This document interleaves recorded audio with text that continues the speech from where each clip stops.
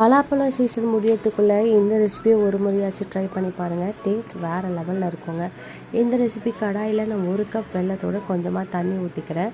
வெல்லம் நல்லா கரைஞ்சி வந்ததுக்கப்புறமா நான் கட் பண்ணி வச்சுருக்க பலாப்பழம், ஒரு சிட்டிகை உப்பு, ஒரு சிட்டிகை சுக்கு தூளும் சேர்த்து நல்லா கலந்து விட்டுக்கலாம்.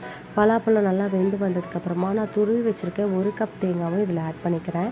பலாப்பழம் நல்லா அல்வா பதத்துக்கு வந்துடும். இப்போ மாவுக்கு நான் பவுலில் கொஞ்சமாக உப்பு சேர்த்து நான் இன்றைக்கி ராகி மாவு எடுத்திருக்கேன். நீங்கள் வேணும்னா அரிசி மாவு கூட எடுத்துக்கலாம்.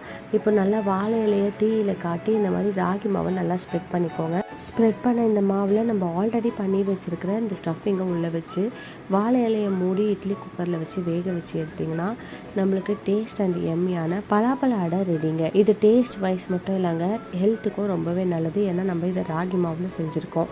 இது வீட்டில் இருக்க குழந்தைகளுக்கும் கண்டிப்பாக கொடுக்கலாம். Eat healthy and stay happy.